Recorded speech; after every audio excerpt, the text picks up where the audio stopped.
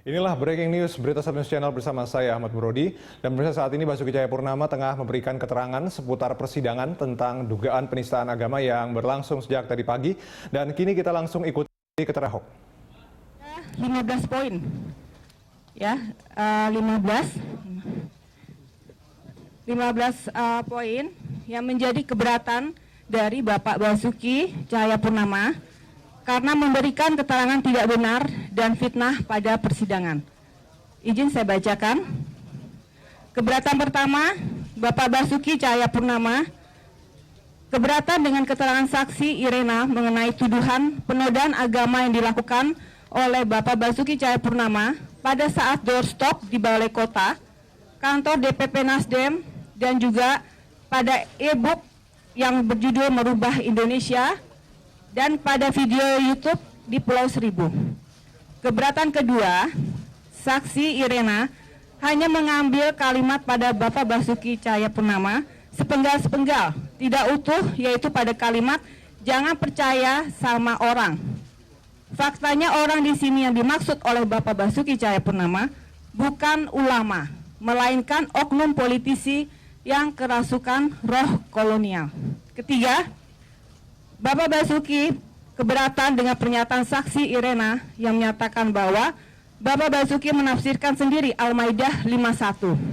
Faktanya, pada buku e-book Bapak Basuki Cahayapurnama berjudul Merubah Indonesia, jelas tertulis pada setelah saya tanyakan teman-teman termasuk Gus Dur. Di situ tertulis seperti itu. Dan Bapak Basuki Cahayapurnama tidak pernah mengkritisi kitab suci Al-Quran. Keempat, pada keterangannya di BAP nomor 11, saksi Irena mengatakan cerminan kebencian Bapak Basuki Cahayapurnama terhadap agama Islam. Hal itu jelas tidak benar dan fitnah. Sebab faktanya adalah orang tua angkat Bapak Basuki Cahayapurnama beserta saudara angkatnya Muslim yang notabene sangat Muslim yang taat, pasti sangat marah dan sedih, sebagaimana yang sudah diungkapkan pada nota keberatan Bapak Basuki Cahayapurnama pada sidang yang lalu. Selain itu, sampai sekarang di rumah Bapak Basuki di Belitung masih ada kotak sumbangan untuk membangun masjid. Karena Bapak Basuki dipercaya untuk itu. Dan juga Bapak Basuki menyumbang bangunan masjid dari uang pribadi. Kelima, keberatan pernyataan saksi Irena yang menyatakan soal iman dan sembahyang adalah cermin kebencian Bapak Basuki kepada agama Islam. Faktanya adalah konteks pembicaraan Bapak Basuki adalah soal PNS dan kedudukan Bapak Basuki sebagai gubernur atau pejabat, di mana pada saat itu Bapak Basuki menyampaikan untuk apa mengaku punya iman dan sembahyang kalau kita melanggar sumpah jabatan. Jangan mengaku punya iman kalau masih korupsi. Makanya saya tunjukkan cara beriman yang baik. Keenam, saksi Irena tidak mau menjawab saat ditanya pendapatnya mengenai adanya partai berbasis Islam yang mendukung calon non-Muslim. Ketujuh, keberatan atas kalimat saksi Irena yang mengatakan Bapak Basuki memakai pidato di Kepulauan Seribu sebagai kampanye terselubung. Faktanya itu adalah kunjungan kerja dan tidak ada kampanye. Kedelapan, keterangan saksi Irena pada BAP-nya nomor 13 mengenai gangguan nyata terhadap kultur NKRI. Faktanya adalah justru Bapak Basuki sangat mendukung kesatuan NKRI dan terlihat dalam bukunya, ya, bisa dilihat pada halaman 40. 9. Saksi Irena menerangkan bahwa yang hadir di Pulau Seribu semua adalah anak buah Bapak Basuki dan nelayan yang dapat ikan kerapu, sehingga semua tepuk tangan dan tertawa. Faktanya yang hadir di sana adalah tokoh masyarakat, anggota DPR RI, para nelayan yang tidak ikut membudidayakan. Justru kedatangan Bapak Basuki ke Pulau Seribu karena pada tahun 2014 hanya satu orang yang sukses ikut program pembudidayaan ikan kerapu. Juga tahun 2015 hanya satu orang, hingga tahun 2016 Bapak Basuki mengajak dari Sekolah Perikanan untuk datang ke Pulau Seribu. 10. Bapak Basuki keberatan dengan saksi Irena yang mengatakan jangan harap Yesus turun di akhir zaman. Menurut Bapak Basuki, itulah harapan orang Kristen yang janji Yesus Kristus yang belum digenapi. Ke-11, Bapak Basuki juga keberatan dengan saksi Irena yang mengatakan di Bible ada bilang orang Islam sesat atau domba yang hilang. Ke-12, Bapak Basuki keberatan terhadap anggapan saksi Irena bahwa Bapak Basuki ada kampanye di Kepulauan Seribu dan Bapak Basuki mengatakan, pilihlah saya. Faktanya, Bapak Basuki mengatakan, jangan pilih saya. Ke-13, Bapak Basuki tidak pernah meminjamkan Monas untuk perayaan Paskah sebagaimana yang disebutkan saksi Irena. Selama menjadi gubernur, Bapak Basuki untuk perayaan keagamaan di Istiqlal, katedral, atau lapangan banteng itu sesuai dengan ketentuan Perpres dan Bapak Basuki hanya menjalankan aturan saja. Ke-14, Bapak Basuki tidak pernah mengubah aturan seragam sekolah dan meniadakan pakaian muslim dan muslimah. Justru Bapak Basuki membuat program untuk memberikan dana sebesar Rp600.000 untuk kepentingan seragam tersebut. Sampai sekarang semua sekolah SD, SMP, SMA masih memakai seragam muslim atau muslimah, sehingga keterangan saksi Irena ini bisa dikategorikan sebagai fitnah. Ke-15, soal Bapak Basuki yang membongkar masjid dan tidak membangunnya kembali, hingga saat ini sebagaimana diterangkan saksi Irena di persidangan, faktanya adalah Bapak Basuki tidak pernah merubuhkan masjid dan tidak dibangun lagi.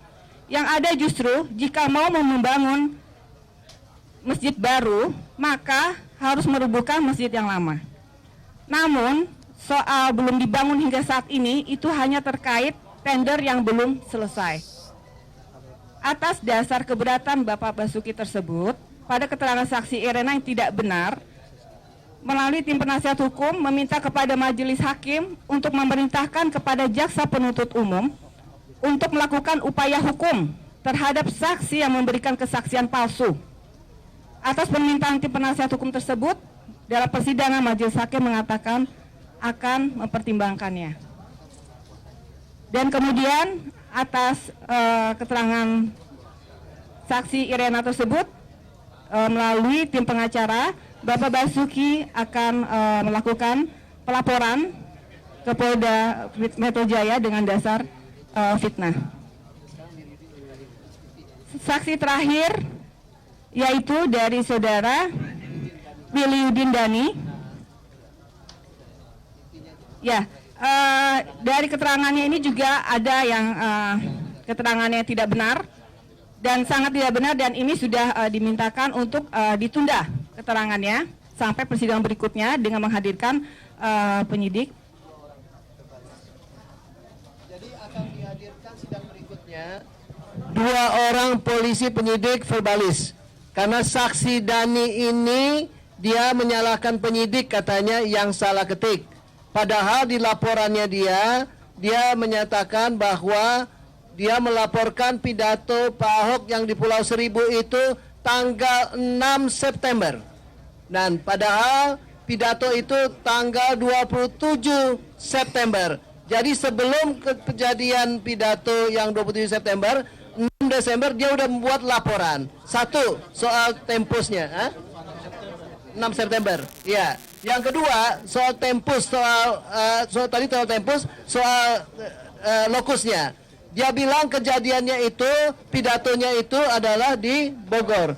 Tegalega, Bogor. Padahal semua orang tahu kejadiannya itu adalah di Pulau Seribu. Karena ini kita minta kepada hakim untuk mempersoalkan dulu laporan ini. Karena ini bisa juga berarti laporan palsu, ya. Dan ini sehingga kita tidak mau mengajukan pertanyaan sebelum masalah ini clear. Nah, karena itulah hakim berembuk, ya, bermusyawarah dan memutuskan pertanyaan dihentikan dulu, dilanjutkan minggu depan sidang tanggal 17 ya Januari ya dengan mendatangkan 2 polisi. Nah, Polres Bogor dan saksi Dhani ini mencoba berbohong tadi pada waktu dipersoalkan mengenai soal waktunya. dia bilang bahwa dia katanya sudah maghrib dan ngantuk. Nah, padahal pemeriksaan itu jam 11 pagi. Dengan demikian alasannya adalah mengada-ngada. Dan ini nanti akan kita pertanyakan kepada penyidik masalah ini. Dan dia, iya. Dan untuk ini dia menyalahkan polisi, oleh karena itulah makanya minggu depan berikutnya akan dikonfrontir dengan 2 penyidik. Saya ingin luruskan tadi dari pernyataan terakhir bahwa setelah kita kemudian memberikan satu bantahan terhadap beberapa keterangan saksi dari Irena, penasihat hukum itu meminta kepada majelis hakim, bukan kepada JPU, tapi meminta kepada majelis hakim untuk menerbitkan surat penetapan terhadap keterangan seorang saksi yang kami kualifikasi sebagai saksi palsu, memberikan keterangan palsu, tidak di bawah sumpah yang tidak benar. Kira-kira itu. Terima kasih.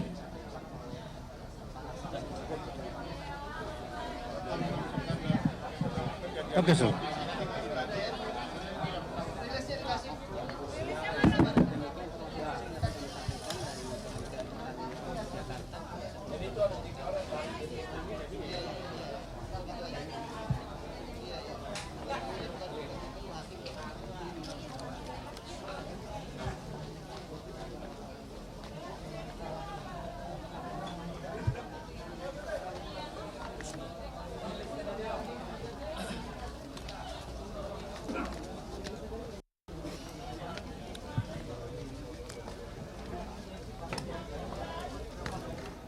Ya, demikian tadi keterangan dari sejumlah kuasa hukum dari Basuki Cahayapurnama. Tadi seperti yang sudah kami beritahukan bahwa Basuki Cahayapurnama keluar dari ruang sidang pada pukul 23.50 waktu Indonesia Barat. Ada beberapa keberatan yang tadi disebutkan oleh kuasa hukum terhadap keterangan dari saksi Irena yang menyebutkan bahwa saksi Irena terlalu banyak mengambil kalimat sepenggal-penggal sehingga kemudian salah interpretasi, dan kemudian juga ketika itu juga Ahok menyatakan bahwa pidato di Kepulauan Seribu bukan dalam untuk kapasitasnya sebagai calon gubernur, yaitu sebagai kampanye, tapi untuk kunjungan kerja.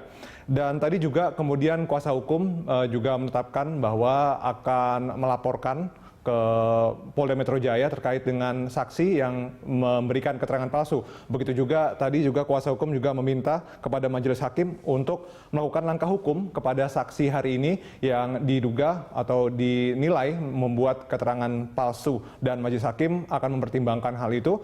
Dan informasi selanjutnya, sidang berikutnya akan dilangsungkan pada hari Senin 17 Januari mendatang dengan menghadirkan 2 saksi dari pihak kepolisian. Dan pemirsa, demikianlah Breaking News Berita 1 News Channel. Sampai jumpa.